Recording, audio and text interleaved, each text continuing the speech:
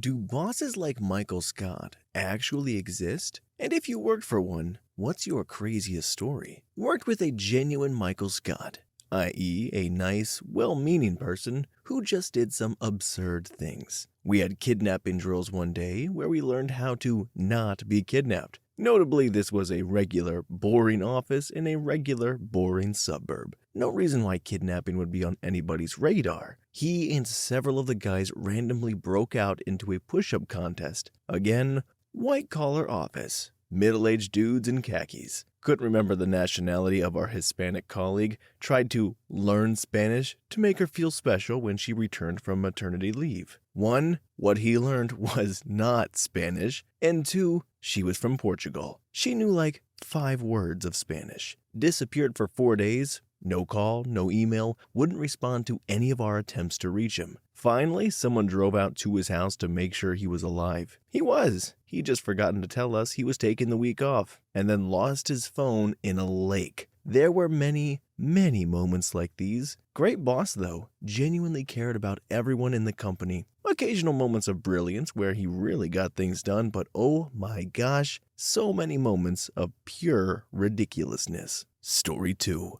I used Michael Scott as a reference point for an old boss of mine from the moment I started working there. He made Chewbacca noises on the regular because one of my coworkers' names sort of vaguely sounded like Chewbacca. It didn't. Used voice to text extremely loudly in his office for no reason to send really personal messages. Got really excited and wore a specific vest anytime we had after-work outings scheduled. Shouted the same like 7 references to old movies and extremely awkward hip-hop song quotes 100 times a day. And insisted on greeting all our international coworkers very loudly in their language. They all speak perfect English, of course, looking around for approval afterward, and then fully giggling at everyone's French accents on conference calls. He also told me a lot about an improv show he did for a full year after it happened. That said, he had all the good parts too. He never hesitated to go to the mat for any of us, whether we deserved it or not. He really gave sage business advice and great examples of how to face challenges out of absolutely nowhere. And he came to every community play I did in the 4 years I worked for him, and told everyone else in the office how good I was in it for the following month, and chastised them for not coming. When things really got serious or bad in my life, he couldn't have been more kind,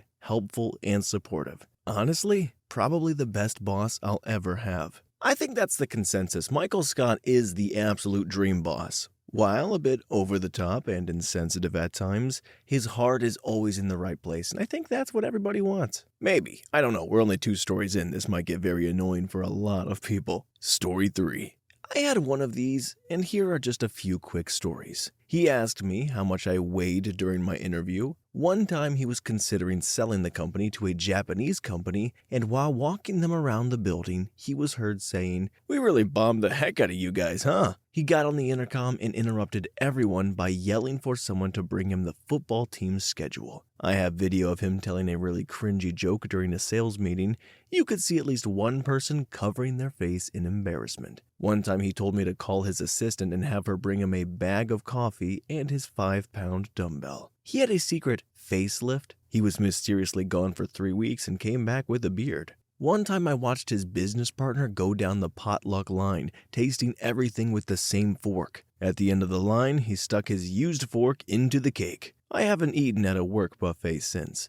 Honestly, these are just the ones I immediately remember. It was 5 years of this. Edit. This seemed relevant. One time he got new patio furniture and sent the guys from shipping department to put it together at his house. Orders did not go out that day. Edit 2. He had a huge closet where he'd hoard random crap. He was a total pack rat and his wife didn't let him keep junk at home. I was looking for something one day and found a box labeled watches with dead batteries. He saved an entire box of watches that he knew didn't currently work and also knew how to fix that. But instead, he just kept them in a box. Story 4. My boss is currently Michael Scott-esque. When I started, I was essentially Pam as well, since I was both the receptionist and his assistant to some extent. My favorite story was back when we were prepping for a conference. Some context, he's terrible with the English language in general, and will mangle phrases and descriptions to no end. How the turntables. So on a group call, he kept talking about wanting a golden hamster ball to do giveaways with, was raving about how great it would be spinning around while people walked by. All the while, everyone on the call was just sitting in confused silence. However, by that point, I had become so good at decoding his nonsense that I knew he was referring to a gold raffle cage, and sent him the image privately asking if that's what he was thinking.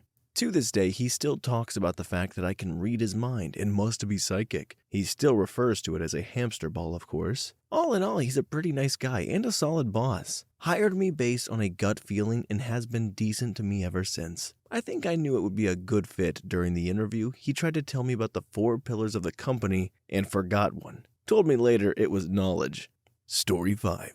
Had a manager at my previous job that really tried his best to be everyone's BFF. He loved giving pep talks and thought he could raise our abysmal morale by being Mr. Positivity. Note, morale was low because we were always buried in work and paid crap. He'd crack jokes, randomly burst into song, and sneak up behind you to yell, "You're doing a great job!" Unfortunately, he was also super incompetent at his job. He relied heavily on a junior colleague for help with technical stuff. They practically did his whole job for him, and spent days working on paperwork that should really only take an hour or two. If you had a problem, his answer was usually either to stare blankly at you until you left, or to say, "Think positive and it'll work itself out." Things he did I hated the most. Whenever people would apply to work at the company, he'd print out the stack of resumes, sit at his desk, and read aloud all of the parts he found funny. He'd laugh at people for working in McDonald's or other fast food places. He loved finding grammar mistakes and making fun of them.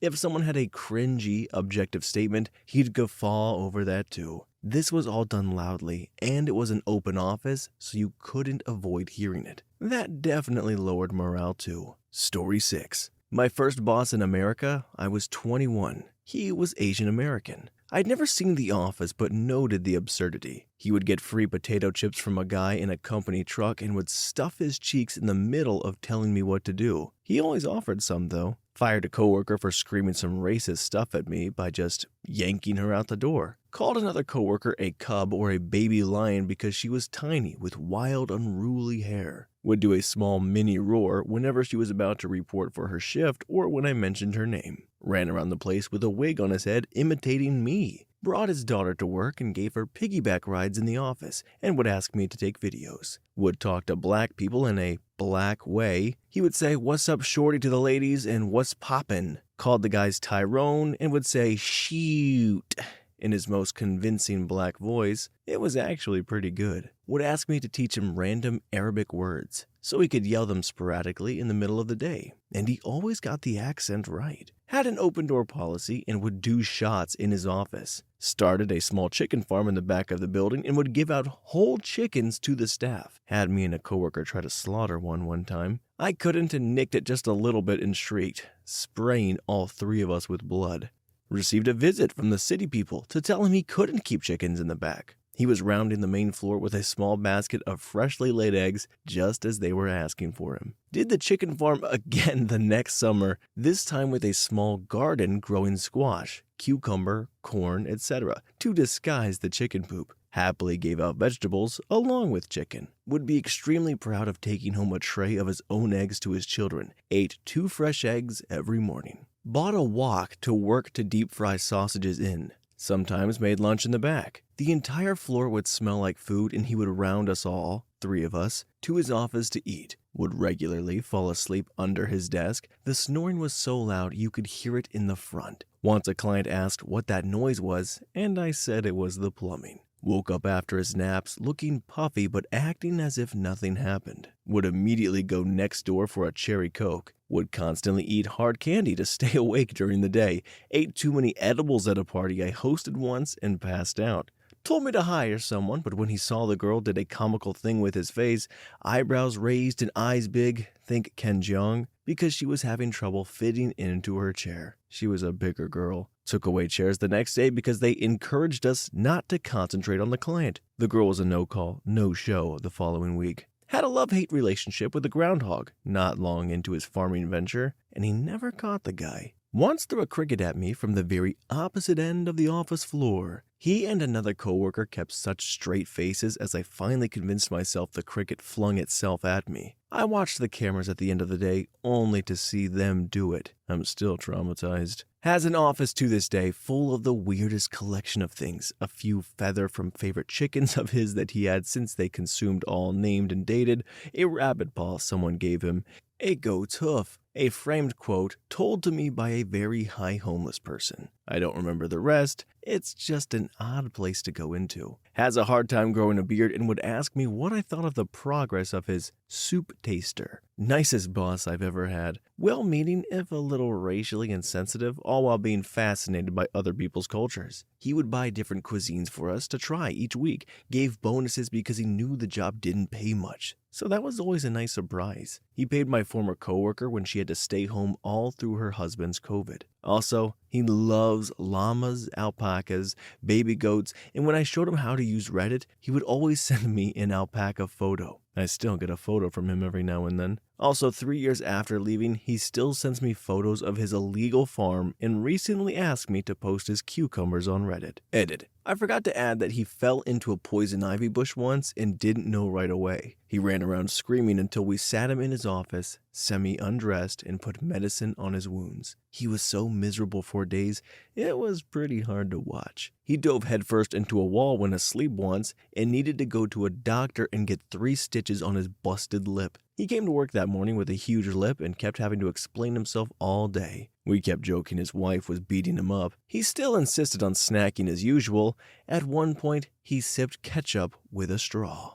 This is all super Michael Scott-esque. I will say, the obsession with the farms and the chickens is probably a mix of him and Dwight, which we should also totally do another separate video for. Story 8. I just had a terrible boss and would like to relay one of many stories. I had to write these after-action reports for what can essentially be summarized as an administrative decision meeting. Usually once a month, there would be 4 to 5 of these meetings in a week. It was simple. The report came on a standard form, fill out the header, check some boxes, write a summary, bring it to the boss for signature. Just one problem. There was this 3-day window where any party to the meeting could write a formal appeal about the decision, which I literally never saw happen. Boss couldn't make up his mind whether he wanted the after-action reports dated for the date of the meeting or for 3 days later when the formal appeal window was over. So one day I brought him a stack of them, each in an individual folder, and go on about my business. 15 minutes later, I get called back and he's waiting in his chair with a stack of reports, and he begins with, "I don't know how many times I have to tell you how I want these," and proceeds to spend the next minute or so berating Next for being unable to get a date right while he opens each folder, takes the report out, drops it on the ground, and then frisbees the empty folder at my chest. At the conclusion of this tirade, he goes, "Now pick this crap up and get out of my office." Story 9. Kieran. He went to Germany and rented a car. He didn't know how to drive in Germany and hit 8 cars in the rental car lot. He asked me to use my company car to pay the insurance premium. I told him no. We had so many communication problems, meaning I was a woman and he didn't respect me,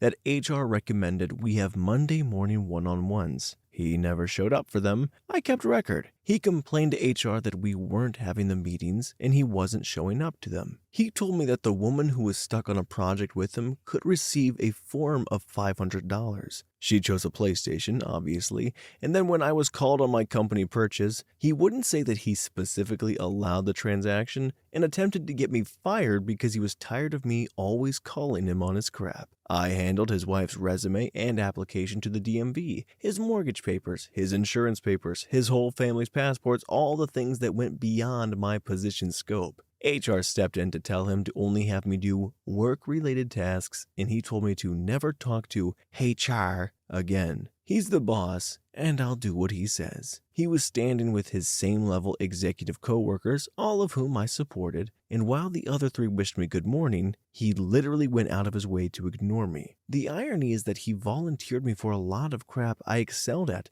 and I failed up when he failed out. Turns out the protection he got while his brother was CIO disappeared as soon as his brother left the company. He transferred out of IT and became engineering's problem before I left the company. Also, at a company Christmas party, he bet the department that we couldn't climb the rock wall faster than him. He ended up severely spraining his ankle and withholding the $100. Also, another boss decided we needed to have a raffle to boost morale. I got an iPad and some gift cards. Boss who wanted to boost morale won the iPad and kept it. Effing what? None of us could even believe this. Story 10. Absolutely. Here are some gems from my previous boss. He hired a private investigator to follow his number 2 around because he thought his number 2 was having relations with his wife. Thought I was having relations with his wife at one point and had number 2 follow me. Then confronted me when he found out I hugged his wife. She was the manager at a fast food place I worked before and had gotten me the job at the plant. I was 18, she was 50, she was a mother figure.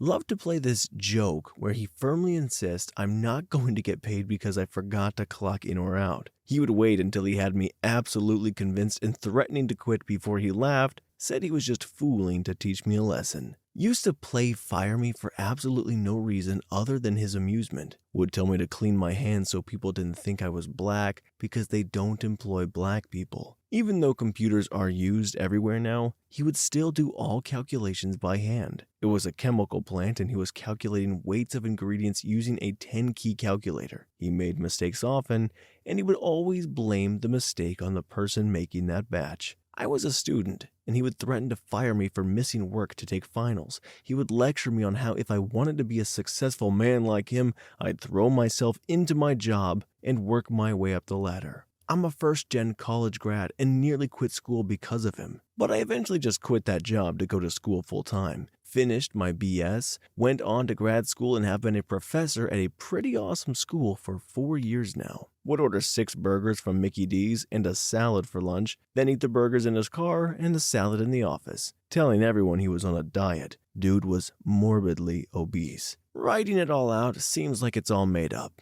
I guess Michael Scott's character really isn't too far off from some of the craziness that makes its way up the ladder. Story 11. I had one for a year and it was awesome. He would be in the middle of a story and the phone rang and he would literally say, "Let it go to voicemail." If a customer called 5 minutes before closing, he'd demand I let it ring and go to voicemail. He was late more often than I was. He frequently bought us coffees. He always took our side in customer disputes, and if a customer yelled at us or got abusive on the phone, he would call them back and get into an argument with them and tell them to order from someone else. He straight out told us that if weather conditions were bad, he didn't care how late we were, just that we were safe. Sometimes he would tell me on random days to take a 2-hour lunch. I was salary and didn't punch in or out. He was great, and he gave me so much free stuff. We used to call him Michael Scott behind his back. Unfortunately, the owners were a bit stricter. Myself and another coworker got fired, and said boss got demoted. It was fun while it lasted. Edited to clarify, my boss did take our department and customers very seriously and was on top of the numbers. He just knew that happy, well taken care of employees are likely to produce more. We worked in a very stressful environment, so when we were able to take it easy a bit, he let us and often recommended so we'd keep sane. Upper management were just slave drivers and hated that we laughed so much because they thought if you're having a good time at work, you obviously aren't working. I was very productive because my boss took care of me and made it fun to come to work. Story 12. Might be too late here, so this might get buried. My boss at a pizza shop in high school was out of control. 1. He made getting raises a game eventually and handed them out for odd reasons. He liked the table my friend got that the credit card machine sat on so much he got a raise. Another kid was playing with a penny at the end of the night and he kicked it into the air and it landed in a hat someone was holding. I won an election to be the first person listed on the timesheet, becoming numero uno according to him, and I got a raise. 2. He was a person who overate and loved gluttony. He asked if we wanted lunch all the time, and if we turned it down, he became irate. He brought us 2 sandwiches with 1 pound of turkey each on them, 5 granola bars, 5 fruit snacks, and 2 Gatorades. That lunch was brought frequently, and if we didn't eat it all, he was angry. He drove an hour during our shift one time to get pizza, and we had not tried it before because it was the best in the state. People who didn't try it were shunned that day. He bought 100 tacos from Taco Bell and made us have an eating contest for our lunch. He was so happy when someone ate 7 and was basically going to puke. He paid a worker to eat a bag of dog treats and filmed it. It was an event after work. 3. After a closing shift, he got back from the casino and won $4K from poker. He demanded we go to the strip club and drink with him. We were 18 at the time. 4. He never trained anyone and just expected everyone to know everything and anything about our pizza place. We always had to hire and train the people. He just kind of sat there. 5. He loved online poker, loved it, and would often play during our shifts. His desk was right in the middle of the store. He wasn't supposed to have a desk, but he did, right there. He was playing poker during 5 p.m. Friday rush and just had us working the store. "Hey, can you get the register? I'm in the middle of a hand," was all too common. My friend drove past the store at 1 a.m. multiple times and saw him sitting in the store playing poker with all the lights on, just dialed in. We often found the store unlocked and ovens going in the morning because he just up and left after the poker binges. Him winning or losing really set the tone. But honestly, you just got used to him not working and having to close the store down because he was so dialed in. Edit. This was in 2007. So think of the phones we had. He loved text bombing people. He would demand the workers get in a circle and furiously text someone not at work. He wouldn't let us stop until we sent about 400 texts collectively as a group. He would laugh and cackle so hard, he would peck at his BlackBerry so fast and just scream. I mean, scream. He was having so much fun at this. He also started fights with every restaurant around us. He was a male version of Karen. His order would be slightly wrong, and then he would storm over there and start crap nonstop with them until he got a refund. I would state I'm not going to get lunch somewhere, and he would not let me leave to get it because he hated the owner or was fighting with them. Eventually, all the restaurants within a mile of us were off limits, which was about 20 or so places he had picked fights with. He was well known and nobody ever fought back for some reason. We had to order food from across town if we actually wanted someone to serve us because he upset everybody else so bad. Story 13. He wasn't really like Michael Scott, but he definitely believed he had a great handle on every aspect of the store. I worked in the print marketing/graphic design department, and he would always come around trying to give Photoshop tips and whatever. PS was basically the only program he kinda knew. I had a regular, real nice preacher who would come in a couple times a month to print out little event flyers. He always had a print-ready image, wanted X amount of quarter-sheet flyers, cut and X amount of full sheet, so of course I'd pull up MS Publisher, print, cut, and get him out the door in just a few minutes. One day I was going on my lunch break, and as I'm walking out, I see him walking in. Manager assures me he'll have it taken care of. 30 minutes later, I'm back, and let me tell you, I have never seen Preacher Man show a hint of anger. But there he was, just fuming. He said, "Thank God you're back. I really need to get going," and he doesn't know what the heck he's doing. I get to the computer, and there he is, with the image in Photoshop with a sheet-sized canvas trying to precisely shift 4 copies of the image into place with guides on. And honestly, you can totally do that even though it takes a little longer. So I'm not sure what issues he was having. Didn't even ask because I immediately went to task getting the customer on his way. Manager was appropriately humbled and even came back later so I could show him what to do. Story 14. I have been lucky and had fairly good bosses. My worst boss was at a large technology company. He was a network engineer that got promoted to management and had no idea how to do it, which was usually okay. He would just approve vacations and the like and let everyone do their job. The main annoyance was he was a network engineer and I was a Windows Server engineer. So anytime the customers would ask us to do something impossible or that would actively hurt them, he would leave me to defend our company's stance. If the network team had any pushback, he would jump on and defend them and act as the point of contact he was supposed to be. He also didn't understand a lot of what I did, so his measurement of if I was doing a good job was if I was at my desk. The network team could work from home whenever they wanted to. If I worked from home more than once in a 2-week period, he would send me emails letting me know how important it is to be in the office. Ended up getting fired for working from home when I was sick. Had a project due, so I was trying to get it done sick and faxed him the doctor's note saying I was allowed off for the rest of the week, then logged in and started to work. He said since I was working, I had to be in the office. I ignored him. The next Friday, he had a meet with me at 8 a.m. I showed up, and HR was sitting there to walk me out. That said, the most Michael Scott thing he did is during the lead up and through football season, he had a team meeting the last 2 hours every Friday for fantasy football. If team members didn't want to play fantasy football, he said they would have to go back at work instead of just hanging out with everyone. Ended up just draft picking people from the Miami Dolphins so I could sit and talk with everyone. There were several other people that just randomly picked people and never traded, and one guy just went back to work and didn't attend any of the football meetings. Story 15.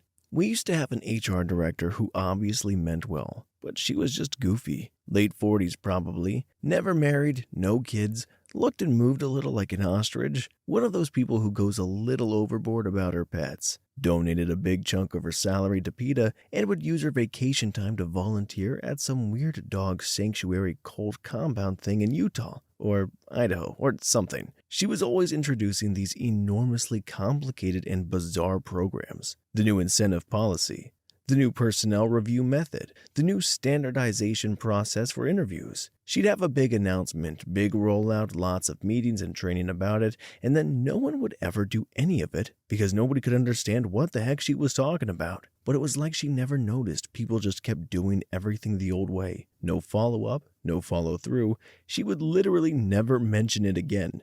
2 weeks later, she'd roll out another new program. I honestly think she believed new programs was her job. She expected someone else to pick it up and actually do it, but nobody ever did, that I can remember. Honestly, the funniest thing to me was that she'd make us sit through an hour after hour of sexual harassment training. Then she'd go to the company socials. Once a week, all the managers would have a few drinks at a local bar after work, and as soon as she got one margarita down, she'd grope the heck out of any male coworker in reach. She'd get tipsy, then huggy, and the next thing you know, she's got her hands all over you. One night she got pretty drunk, and I tried to help her get a cab, and she kept sliding her hand down inside my pants and grabbing my junk. Nobody ever complained. It was pretty harmless, and honestly, I think most of us just felt kind of bad for her. She was a very lonely ostrich lady. Story 16. Oh crap, so I worked for a carpet store in high school for about a year and a half, ended up dating the daughter, and learning that the mom/owner was mega abusive and crap got fired when I helped my girlfriend move out. But that's a story for another time. The boss was literally insane and had all kinds of different antics. Had me go out on 2 busy days to her home and power wash around 200 square foot of her concrete. Wouldn't give family pay stubs, so they never knew how much they were getting paid. That's illegal in our state.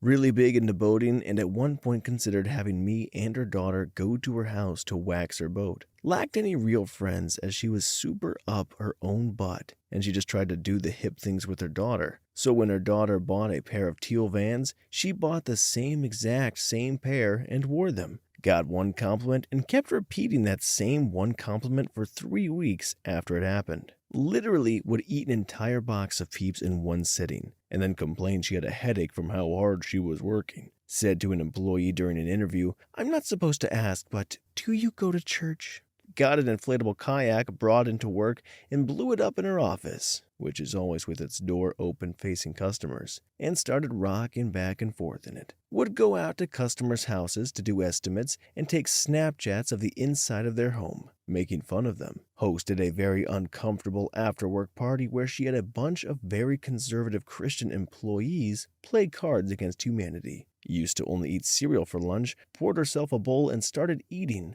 Only halfway through did she notice she had poured a bunch of ants in her bowl. Story 17. While a lot of these are annoying bosses, not much of them are actually like Michael Scott. I had a senior leader in the Navy who was almost exactly like Michael Scott. The way he'd repeat a punchline over and over to silence because he thought people didn't get it, when really it was just inappropriate or not funny, or a thing people said 10 years ago. The way he'd walk into the main office area from his office and everyone would get quiet and turn around. The way he'd talk your head off about something you don't care about, wishing he'd just let you get back to work. The racial insensitivity while trying to be sensitive, usually in the form of assuming a POC's background or upbringing. stuck in the same position for a decade for obvious reasons. He would come up to you out of nowhere and just go, "Bazinga!" and then say it again and go, "Right?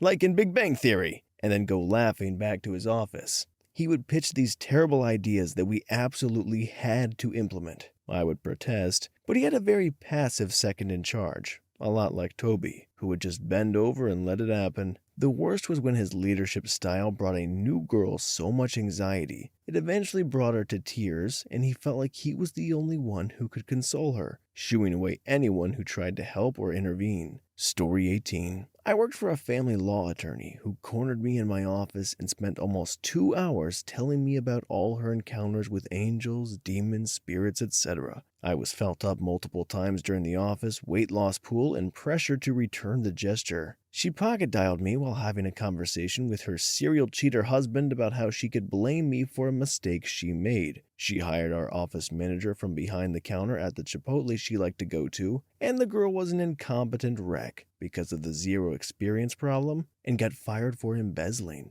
A woman came in for a consultation once and revealed she cheated on her husband with a female friend, and my boss lost her crap, laughing about it, bellowing, "He must have been so mad." He was mad. He beat her because of it. She would take naps in her office, dictate messages to me to relay to clients as she nodded off, then yell at me for delivering the messages and insisted she never said what she said. She was hours late most days and made me do intake appointments with new clients, show up part of the way through, and make them go over everything again. She held a meeting to set up a 401k for me and her, and the next time I brought it up, she called me ungrateful and told me it wasn't happening. She could write messages with certain words in all caps like a child would. She would spend hours a day worrying about her husband, who she literally married on a whim one afternoon, cheating on her with his best friend's wife. She worried about it because he told her he did it. She was nice though. Story 19. The Office came out while I was working for the worst boss I ever had, and it reminded me so much of her that I couldn't watch it at the time. Every single time a non-Caucasian person started working there, she'd ask, "Where are you from?" "No, where are you really from? Like, where's your family from?" And would keep going until the person named someplace outside of the US. She once had to distribute supplies for a job off-site. She got a bunch of stuff that was color-coded and explained her rationale for assigning each person their color as she went. Person 1 gets red because their name starts with R. Person 2 gets green because their name starts with G. And person 3, who is half Japanese, gets yellow because you're yellow. She would randomly challenge people to push-up contests. She once got into an argument via email with another person roughly at her professional level. They were part of a committee planning a conference, and she'd blown off a meeting to go and pick up her brother from the airport. When the other person chided her for missing the meeting, she fired back something along the lines of, "My brother was returning from serving in the military. Not that you'd understand being proud of a military service, since you're Swiss." She'd always have one of us pick her up from the airport. She'd almost never tell the person picking her up what the correct time of her flight actually was. Not because she forgot or misunderstood. It was a test, you see. She'd give the person the flight number, but at times several hours before her flight actually landed, it was a test to see if the person picking her up would check the flight number. If that person got upset at being lied to, she'd say it was their fault for not checking. Our building was closed for a holiday. She demanded that we all meet her at a restaurant to have a group meeting. We were there for over 4 hours. She once sent an email to everyone in the unit. It said in its entirety, "Someone is messing with my mind with pencils, and I will find out." Story 20. I can contribute. During the height of the protest, he set up a session for employees to be able to voice concerns or thoughts in a safe space. This safe space was mandatory, and the hour-long session started with 35 minutes of him rambling about how he doesn't like racism, and he's here to listen, and he is also anxious about public transportation during COVID. He's been working from home far outside our city since the beginning, so that had nothing to do with anything. He interrupted the only black person on our team because his 8-year-old ran into the room and started jumping on the bed, and he wanted to let us know that his son's class had talked about racism, so he wanted to listen in. He's also notoriously cheap and once didn't bring anything to a team potluck, but realized he didn't want to pay the $5 to contribute. Instead, took his tiny Tupperware of beans and rice from the fridge and made a big show of how he made this especially for the team. Later, he stole all the berries, and when someone pointed out the party was still going on, he said, "I have to feed my kids." One year, his birthday was on a weekend, so people didn't plan anything for him,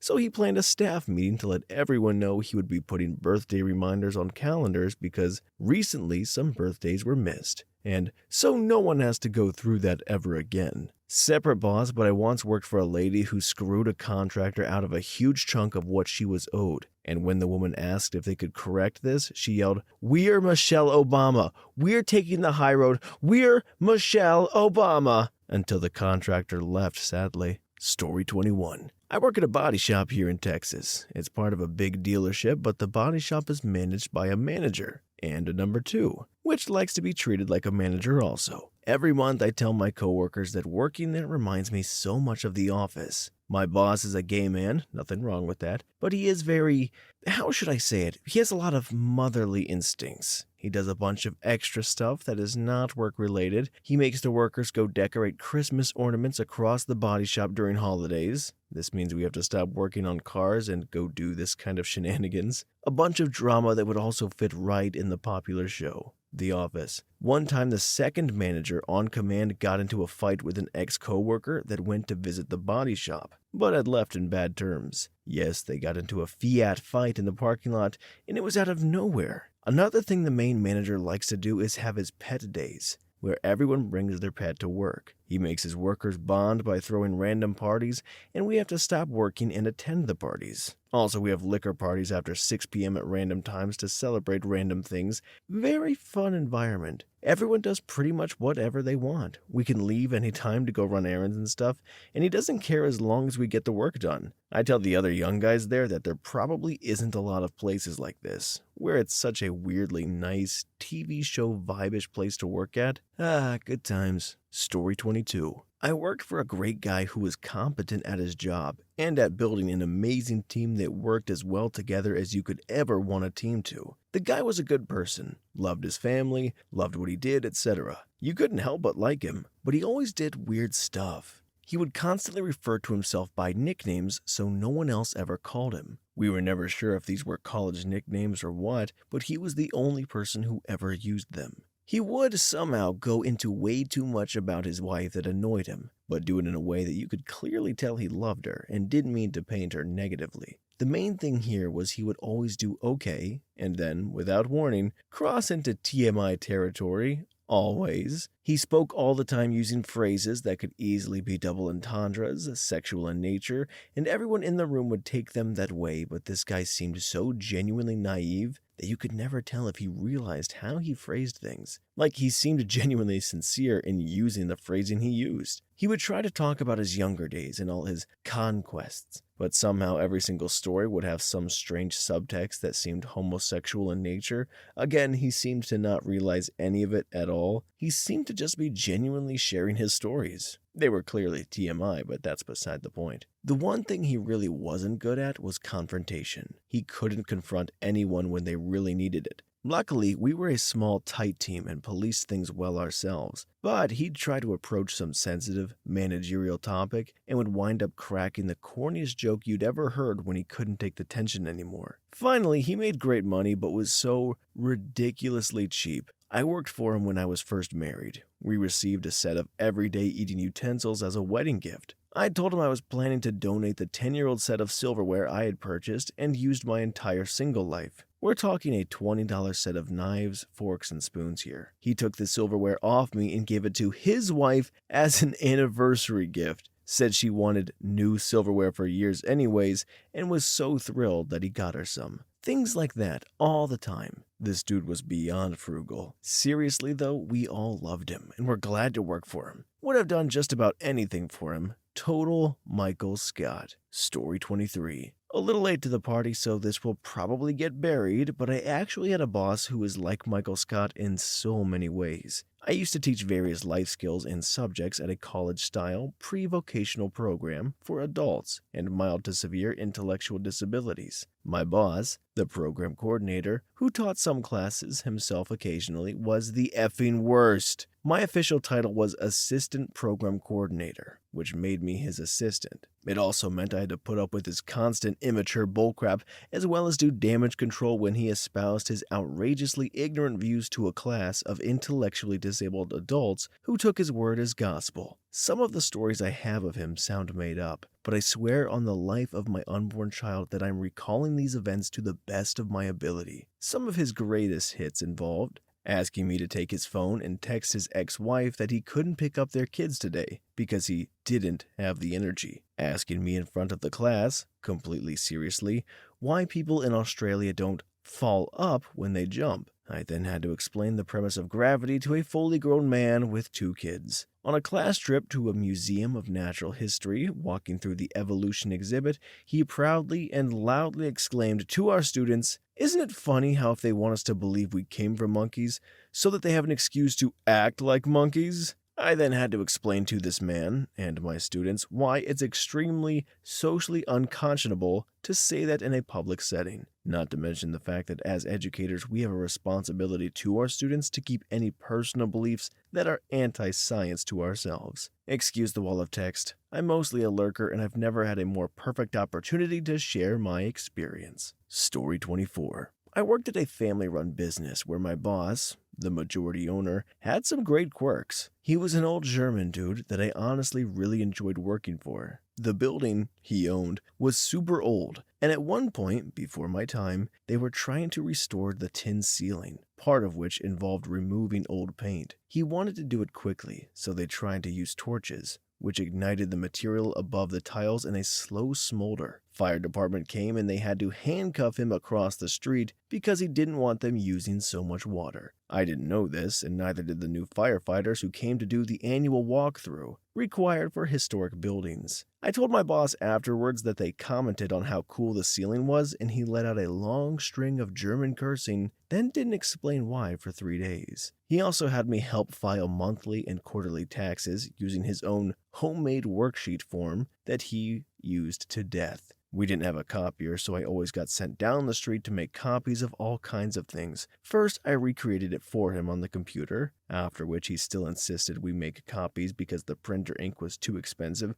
Then I made an Excel sheet that did the math for me. It took me no less than 6 months to convince him that the Excel sheet did the correct math every time without fail. But my favorite was when he started a feud with some charity that always sent people to stand on the corner with the clipboards. Let me state for the record that I was on his side, but he fell into the trap of being technically correct, but looking like an a-hole. They would stop all of us constantly, like on the walk to pick up lunch and 10 minutes later on the way back. They sometimes blocked the walkways, so you had to interact with them. They had already been kicked out of a larger nearby town for these tactics. He would not hold back on them, and being the young commission-driven kids that they were, they kinda egged him on. Local news got wind of it and they wanted to interview him. We tried to shut it down, tried to explain how it would look, but he really wanted to speak his mind on it. We negotiated, no cameras, print only. When the article came out, they didn't even print the worst of what he said, but it was a small town and everyone knew who he was, and we got hate mail and angry voicemails for weeks. But I kinda loved it, because there were occasionally supportive messages that were super hilarious and weird too. Story 25. At an old retail place I worked at that no longer exists, we had a big special VIP day where sales folks were supposed to dress up and we were to do our best to make the store feel like an event, etc. Anyways, the store was notorious for ending careers of many general managers, and one in particular was a real piece of work. I could tell a couple stories about his idiocracy, but my favorite is what happened at this VIP event. Honestly, there's not much to tell, but I feel like if The Office was on Netflix originally, this could have been something Michael Scott might have done by accident, but it happened in our store for reals. So the effing guy hired escorts to come to the store to class up the place. 3 workers showed up in their thickest makeup and skimpiest outfits, all red outfits because it matched the store's theme. I think Michael Scott would have done it by accident and it could have been funny for a sitcom. but our GM did it deliberately and ended up spending an hour in his office with them and the doors closed. No one did anything about it, but we really should have. He was fired for unrelated reasons, read verbally threatening employees behind closed doors to the point where someone secretly recorded him doing it on multiple occasions, finally resulting in his termination. I don't mind talking about that piece of crap now because the company and chain doesn't exist anymore, but F him. That having been said, I can totally see something similar happening on The Office. Follow-up, another time the company had rented out a theater for a conference of all the GMs of the company to attend. My GM at the time, same guy from the previous story, was sitting in the middle of the theater and tried to sneak a fart but crapped his pants and had to excuse himself and shimmy out, stinking crap and all past all the peers. Apparently, he left a trail of liquid crap all the way up the aisle. Before he worked at our store, he was a low-level manager at another location, where he came to work very hungover one day and ended up passing out on the sales floor. He was so hated there that no one bothered to help him and let him sleep it off right there on the sales floor. Very unprofessional of them, but completely understandable after having met the guy. Again, the company doesn't exist anymore and the gloves are off.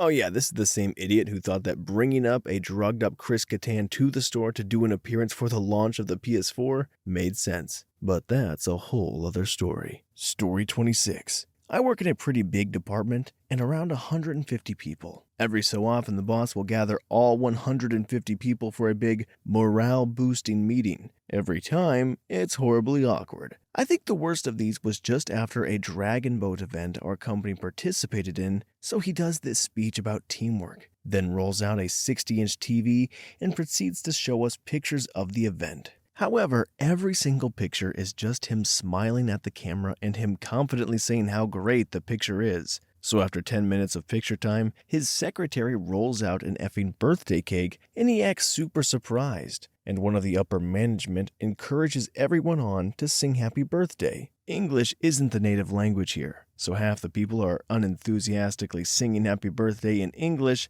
and half in Chinese. It's just a pile of a mess and a half. The same guy then brings out a bottle of champagne with 3 champagne glasses and spends about 7 minutes fumbling about with everything. After having 149 people watching one guy opening and pour champagne, 147 people now have to watch 3 people toast and drink champagne to the sound of silence with golf claps very sparsely sprinkled in. Boss had all of the awkward of Michael Scott and none of the nice. Story 27. Oh, most definitely. All the workers talked behind his back. He was surprisingly similar to Michael. Incompetent but full of himself, rude and dismissive, but with moments of empathy. He would make crazy on-the-fly decisions that rarely worked out, and then blame us when they obviously didn't work. He'd assume all of us had nothing going on in our personal lives and would be insulting about it. He was pretty sexist and would treat female staff like servants, trying to get them to run personal errands and stuff. At the same time, you could tell he was desperate for attention and would try to hang out with us and act cool. He'd get jealous too. We both played drums,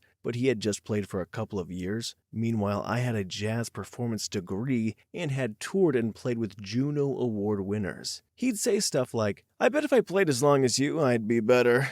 Or, "So my drum teacher told me I don't have anything else to learn, so we just kinda jam." It was so cringy. I couldn't get mad at him for it since it was just so sad. You could tell he really needed that validation deep down inside. The main business generators for the company was him and a female account rep. I worked there for a year and he didn't bring a single contract. Every time he tried, everything would be super disorganized and it would fall apart behind the scenes. He would just cancel everything and blame the client. But then, sometimes when he realized he did something hurtful or morally wrong, he would show remorse and try to fix it in his own ineffective way. Usually by buying you lunch or giving you office supplies or something weird like that. He made the whole office a bizarre environment to be in. He was definitely a narcissist, an incompetent one. I think his deep need for validation made him show remorse. Not because he really cared about our feelings, but because he cared what we thought about him. Story 28. Worked for a female Michael Scott. was great at a middle-level job, not meant for management. One day she found out I was being set up on a date with a guy in another part of the company. At that point, the guy I had exchanged a few text messages and were planning on getting drinks with in the upcoming weekend, she finds out, calls me in her office because she wants to help,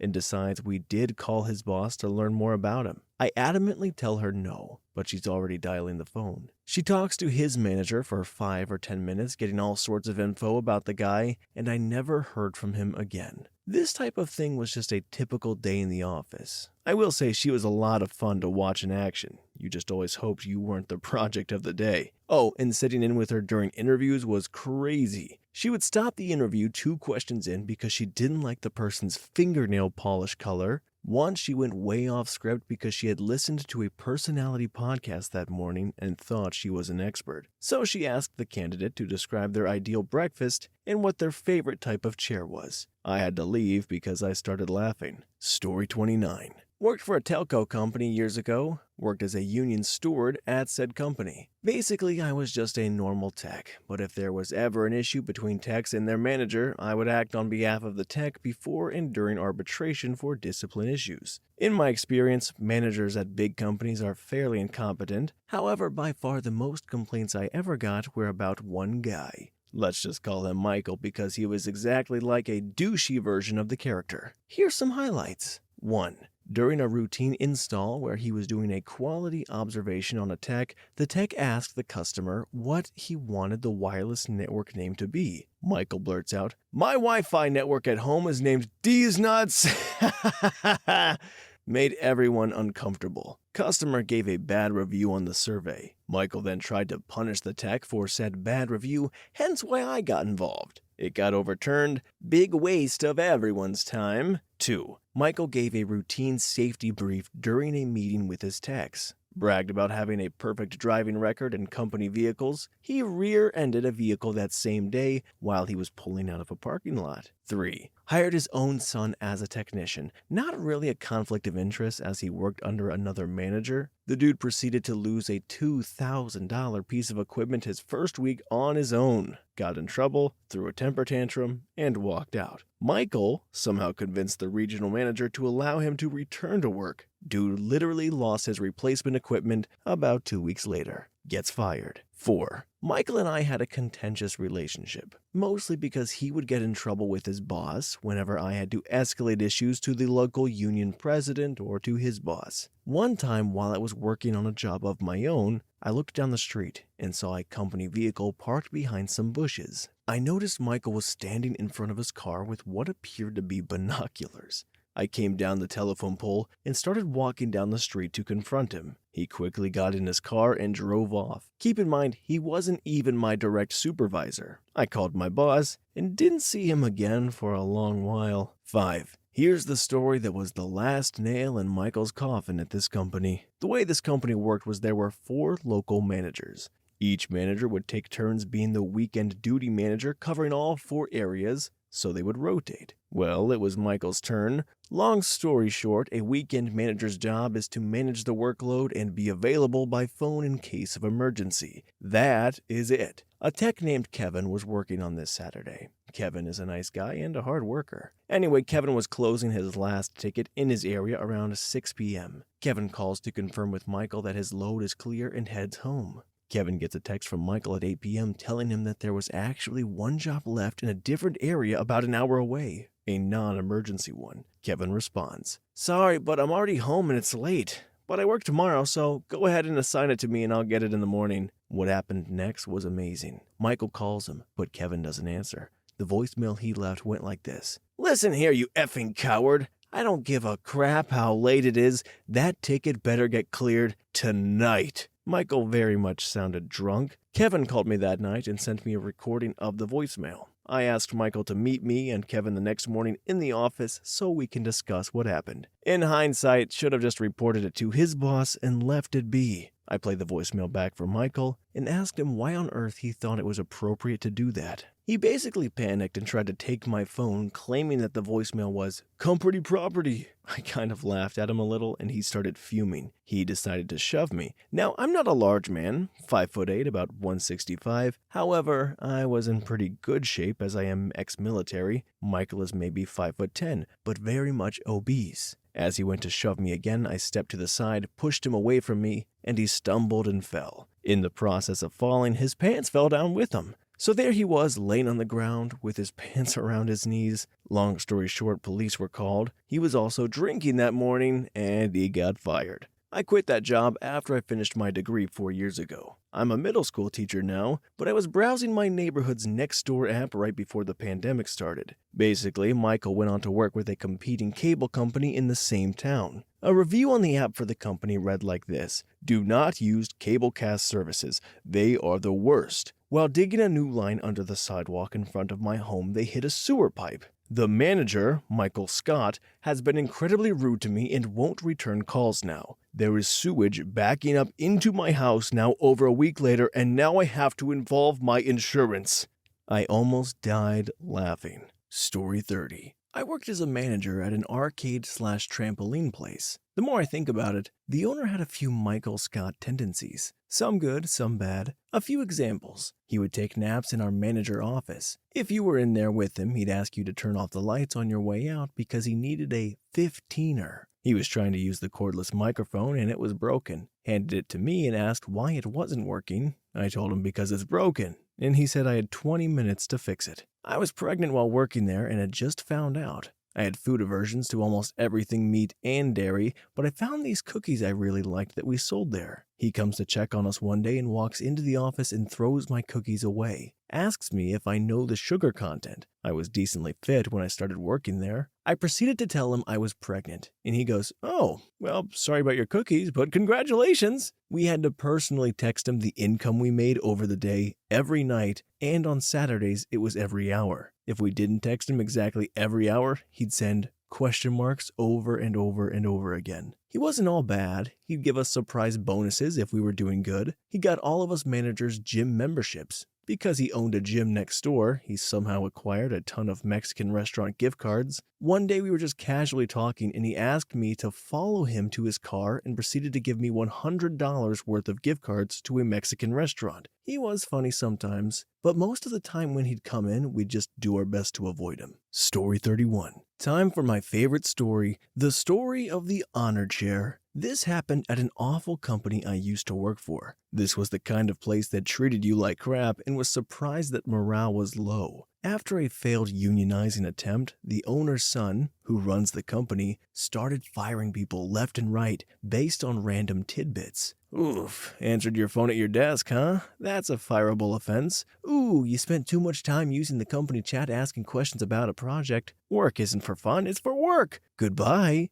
Morale was at an all-time low, and the owner's son was convinced this was due to a failure on my director's part. After all, our beloved CEO and daddy's boy was loved and adored by all his subject, minions, employees. Clearly, someone else was to blame. My director was, and to my knowledge is, quite the failure at leading. So instead of doing things actually that raise morale, we began an awkward week of getting to know one another. There were roughly 30 of us in the department, so you can get an idea of scale. We went to Starbucks and basically invaded, then played 2 truths and a lie for over an hour. No info to us revealed was anything new. We had ice cream delivered, but received an email from the owner's son saying that due to low morale, such things won't be allowed again until people shape up. Finally, in his most desperate hour, my director decided it was time for a department meeting. These are, of course, proving to be mood boosters. So all 30 of us pile into a boardroom with 9 chairs. The owner's son can see us from his cozy corner office and hear everything we say and do. The director stands up from his chair, spins it around, and gestures as if it's like a gift from God. This is the honor chair. Only the sound of awkward shuffling can be heard. I'm pretty certain we all had the same thought. What the F is about to happen? Let me tell you a story. You all know I work with troubled youth. Only a handful of us had heard this claim. Supposedly he mentored troubled kids and was some sort of official role model in a program none of us had ever heard of. In fact, he wasn't even sure the name of the organization was. It seemed to change on a weekly basis, but I digress. Most of us did not, in fact, know this fact. He continued. Once my kid approached me and said he was having a hard time, so I introduced him and the others to the honor chair. I remember being confused at this point. Was it some sort of class he volunteered with? He worked 10-ish hours a day and commuted 1.5 hours each way. He also had a wife with a bad cancer diagnosis. Where exactly did he find the time for this program? Was he even telling the truth? The way this works is if you sit in the chair, we can only say positive things about you. We are going to honor and respect anyone who sits in the chair. Now, I was already lining up to put in my notice, mostly due to the fact that this company paid around half what they should and insisted on borderline illegal things like keystroke logging. So I asked him, shouldn't we always treat each other with honor? The silence suddenly became thick as he stared daggers, then continued like I had never spoken. When my kid sat down, in this chair, he tapped the office chair like it was literally the same one this kid had sat in, I exchanged some raised eyebrow glances with a few coworkers. Good, it wasn't just me.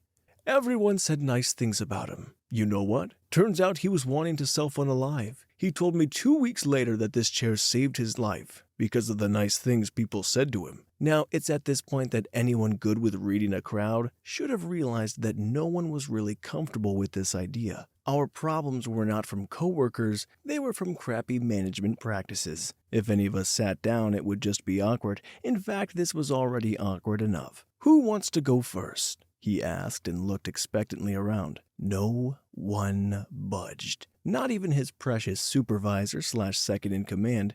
I've been through some awkward situations, but this one takes the cake so far. But to make it better, he couldn't let it go. After about 3 minutes of silence and no one making eye contact for fear that this would somehow bind you to the honor chair, he started again. Fine. You know what? I'll go first. Come on, guys, it's not that hard. He huffed as he slammed this supposedly sacred chair around so he could slam his tush down in it. Again, nothing was said. No one moved. No one made eye contact. After a few more painfully awkward moments where I swear I could hear the collective internal screaming of the entire department, he dismissed us. Ladies and gentlemen, the honor chair had failed. To my knowledge, it was never mentioned again, except by me at parties when people ask things like, have you ever had a boss like Michael Scott? P.S. A month after this incident, roughly half the department had quit and head for greener pastures. Last I heard, the owner's son was just shoveling the work on those who remained and bragged about how it should have been this way all along. Reasonable workloads are for chumps, right? Okay, the honor chair might have failed there, but it doesn't have to fail everywhere, okay? So if you're down below in the comments, say something nice to each other. In honor of the honor chair, of course. Or don't. You know, I'm not the boss of you. Story 32. This one hit too close to home. Let me start by saying I work for a boss that is a mix between Michael Scott and Donald Trump. I honestly have too many stories to share, and after a while they just start to feel normal. But here is a recent one. I walked into a conference room with him where we had a call scheduled with a client. His assistant came in to let us know they had call and had been pushed back about 10 minutes. So I start to go over some notes with him to make sure he's prepped. Like Michael Scott, he never reads. He cuts me off as we are about 2 minutes into the deck to answer a call from his doctor on speakerphone. The nurse proceeds to mention that she wasn't able to fit him in that day, but she could likely squeeze him in tomorrow. He mentions that he's a little concerned because his wife, a former nurse, said he really needed to get a rash looked at. Mind you, again, this is all on speakerphone, 2 feet from me. He schedules his appointment, hangs up the phone and looks at me and goes, "Yeah, I'm really dealing with a female dog of a rash on my thigh."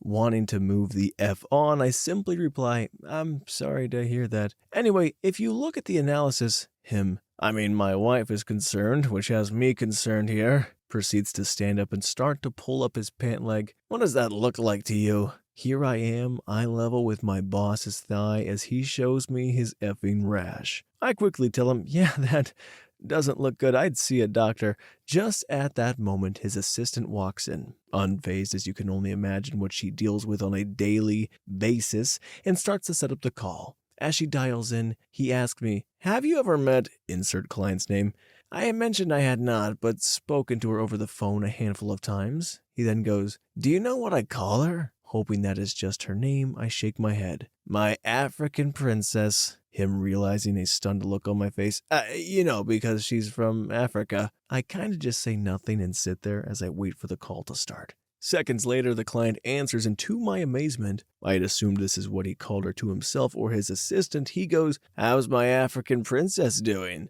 Honestly, I have a million other stories. Happy to share a few more if there is any interest. Story 33. My first job right out of college was at a small ad agency with about 35 people. The CEO wanted so badly to be one of those digital marketing influencers, but was ultimately too big of a douche, if that's even possible, to fully commit. Some of my favorite highlights include coping with a breakup by learning how to DJ in the office, an open concept office with specific DJ hours, doing a podcast interview saying he almost invented the iPad, being oddly obsessed with the movie Wolf of Wall Street, and making every single company event, even to this day, have a nod to it, wearing white leather shoes daily, telling us he loved the agency more than his son, would make up weird phrases for things. For example, eating was suddenly taking something to the face. At a company party, he asked me if I was going to take some potato salad to the face, which I assumed meant someone was going to pie me with a plate of potato salad. Bought a Porsche and named it Murder. Sat us all down one day to go over our available stock options if the agency ever went public. We literally had 35 employees and brought in like $3 million a year. That was literally never going to happen. But ultimately, half of the company got laid off one summer because he sold crappy clients and fudged about finances. I found out I got laid off by not being able to log onto my email one morning.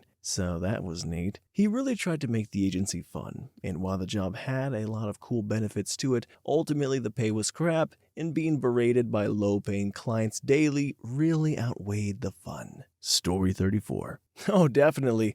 Also, obligatory, I'm on mobile, so sorry for the formatting. I worked as a lifeguard for a few summers, and one of my bosses there was very much like Michael. Any in-services we had were always set before morning shift. Seems normal enough. He was the only one incredibly excited to be there, and always had a few dozen donuts ready for us regardless of expense. He absolutely hated closing the pool, or letting guards off or stand even when there was no one in the pool or on the pool deck. Shining example of this is one day in the pouring rain, with no one at the pool or even likely to be coming that day, he kept us on stand. While we were up, he was using a dang trash bag as a rain jacket, walking around the pool deck, doing general maintenance up to including fixing electrical outlets. He was very adamant about safety rules around the pool until there was a kid who wanted to break them, and then the rule was out the window because, we should just let the kids have fun. The best one? When opening the pool each year, somehow there always seemed to be a condom or two around the pool deck once we got to cleaning. When I told him I found one, he didn't believe me at first and brushed it off as a rubber glove. And at that point, he made me show him where it was, and he just laughed and goes, "Man, I haven't seen one of those in years," and laughed in a very married older man way. Overall, loved having him as a boss. He at the very least kept it interesting. Story 35. Insisted on calling me the receptionist, simply because the label on his phone under my extension was pre-printed and came with the phone as receptionist. Tossed his receipts on the AP girl's desk once, and a condom, unopened thank God, was in the pile. Office manager was telling a story to some distributors who were in from the Netherlands and pulled up a pic on her phone. Boss grabs the phone and starts scrolling and finds a naked pic. Rather than dropping it and apologizing, he turns the phone and shows the distributors. Told one of our warehouse guys he was going to take him to his house in Florida for a long weekend. As the plane was taking off, informed him that he would need to use PTO and that they were going to scrape crap off of his boat. Another warehouse guy accidentally got some kind of chemical in his eye. As the warehouse manager took him into the office, said he needs to go to the ER. Boss told the office manager to schedule him an eye appointment. Then insisted that employee not report that it happened at work, so workers' comp wouldn't have to pay. All cringy, a-hole, zero redeeming qualities. Story 36. Yep, he likes to use accents when talking to people of different races, especially Arabic accents. My coworkers and I have lots of looks into the camera moments with each other, tells overly personal stories, and makes inappropriate sexual comments, but in a Michael Scott way, not a Robert California way. I can relate a lot to Pam Beasley. He has some sort of weird attachment that almost seems sexual to my male coworker, who is full of himself. It's literally a Michael and Ryan situation. He does care a lot about his employees and what they think of him, and boosts his stories in order to seem cooler. He asks me for advice in very personal matters, like his relationships. He's very selfish and a bit narcissistic, but still a good person in an odd way. He makes sure you feel supported and pushes us to show off our talents. For example, like Pam, I'm an artist. I work at an art gallery. He's always making sure I'm being creative and not giving up on being successful with that outside of work, and is constantly telling customers how talented I am and showing off my work, as well as my coworker who is also an artist. He genuinely wants to help us find success. We constantly feel like our job is the office. It's a great nightmare and I don't think I'd change it, except that sexual stuff. It's very Michael, but he has definitely gotten better over time. Honestly, I could go on and on. Story 37. Oh, this is one I can finally comment on. So for 7 years I worked on a farm. It was me and some teens around my age. We ended up being close friends, and an older girl who was the leader of this farmhand. The farm was managed by an old woman with her equally as ancient husband who didn't really do much other than watch cooking or work on centuries-old tractors that they could no longer get parts for. Everything else we did, including training the horses in a specific set of Western riding where there was no kicking the horse, no placing a bit in the horse's mouth. Everything is done by subtle movements in the body. Once finally trained, they made excellent trail horses, but it took a while. Usually the older woman running the place was inside, but sometimes she would go to tirades on us, trying to say if we showed up on the farm for work tomorrow, she'd kill us, going on great spiels about how there were spies everywhere and she could trust no one. We were kinda used to it and just made sure everyone knew about it for the next day. And then after we showed up to work as normal, and like nothing ever happened, she hired Alex. Alex was a big shot 15-year-old who was a barrel racer and thus immediately had been put at the top of the totem pole. By this time I'd been there 7 years. The other teens my age, 6, and eldest girl had worked there half her life almost. Suddenly none of our hard work is getting any attention and the owner is babbling praise about Alex and how wonderful she is. Meanwhile, Alex is training a horse using a whip, kicking and bit. We try to tell her that because it's against literally the rules of training our horses, because the way we specifically train them is what makes them great trail horses. But suddenly the old woman let go of her creed she had for decades because of this one barrel runner girl who, apart from whipping and riding the horses, didn't do any other farmhand stuff. So we all came in a group to talk to our boss, and what do you know? She said we didn't know what we were doing.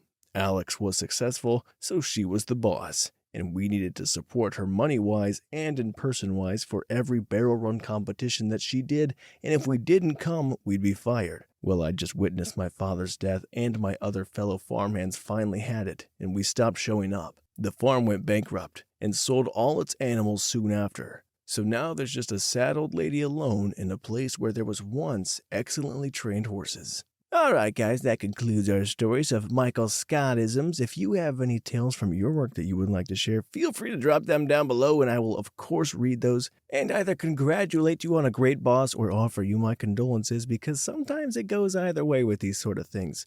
But anyways guys, thanks for hanging out with me and we will see you in the next one.